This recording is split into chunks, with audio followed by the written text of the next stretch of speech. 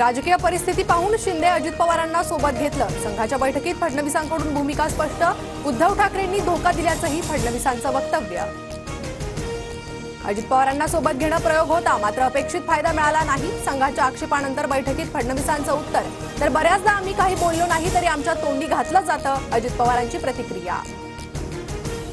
राज ठाकरेंच्या गाडीसमोर सुपाऱ्या फेकणारे मराठा आंदोलक शिवसैनिक असू शकतात, मात्र आंदोलनाशी ठाकरे गटाचा संबंध नाही। खासदार संजय राऊतांची प्रतिक्रिया। कोणत्याही नेत्याला अडवू नका, मराठा समाजाचं राज्यात आंदोलन सुरू नाही, मनोज जरांगेंचं आवाहन।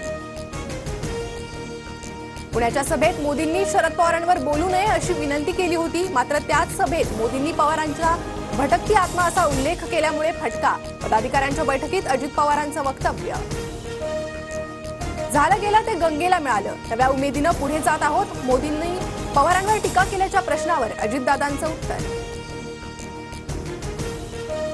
शेतकरी, शेतमजूर, दिव्यांगांसाठी काहीही करू, महाविकास आघाडीसोबत जाण्याच्या प्रश्नावर बच्चू कडूंचं सूचक विधान, तर 1 सप्टेंबरपर्यंत काही करणार नाही, सरकारला वेळ देणार, बच्चू कडूंचं वक्तव्य।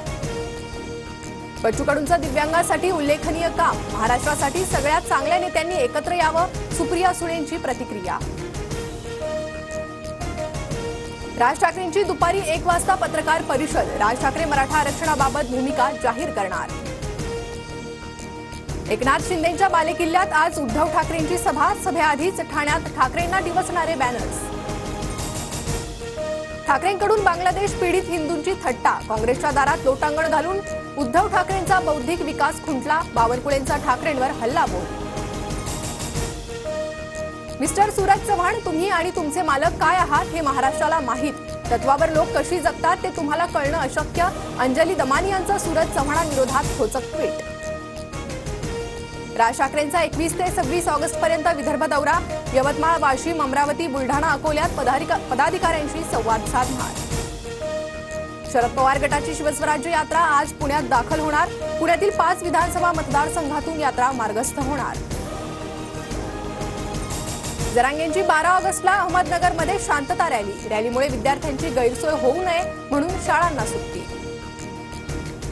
मराठा ओबीसी प्रश्नावर लवकरच सर्वपक्षीय बैठक होणार, मागील सर्वपक्षीय बैठकीत विरोधक गैरहजर असल्यानं पुन्हा बैठकीचं आयोजन। वरळीत म्हाडाची अल्पगटात सर्वाधिक महागडी घराची किंमत 2,62,00,000, अर्जदारांना 75,000 रुपये मासिक उत्पन्नाची मर्यादा। कोल्हापूरच्या केशवराव भोसले नाट्यगृहाला लागलेल्या आगीचं कारण अस्पष्ट, 4 वरिष्ठ अधिकाऱ्यांची चौकशी समिती 8 दिवसात अहवाल देणार। भर पावसाळ्यात संभाजीनगरातील 137 गावांना 218 टँकरद्वारे पाणी पुरवठा, पैठण, गंगापूर, वैजापूर मधील बहुतांश मध्यम प्रकल्प कोरडे ठाक। मध्य आणि हार्बर रेल्वेवर उद्या मेगा ब्लॉक, माटुंगा ते मुलुंड आणि सेसमटी ते चुनाभट्टी दरम्यान ब्लॉक असणार।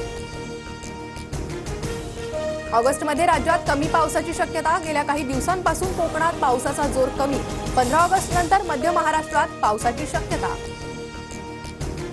ज्येष्ठ अभिनेते विजय कदम यांचं निधन, कर्करोगाशी विजय कदम यांची झुंज अपयशी। पॅरिस ऑलिम्पिकमध्ये भारताला आणखी एक कांस्य, 37 किलो फ्रीस्टाईल कुस्तीमध्ये कुस्तीपटू अमन सेहरावतला कांस्य पदक। इस्रायलला जाणारी एअर इंडियाची विमानसेवा अनिश्चित काळासाठी बंद, इस्रायलमध्ये तणावाची स्थिती, इराणनं इस्रायल विरोधात युद्ध घोषित केल्यानंतर विमानसेवा स्थगित। ब्राझीलमध्ये विमान अपघात, विमान जळून खाक, विमानातील 58 प्रवाशांसह 4 पायलट आणि क्रू मेंबरचा मृत्यू।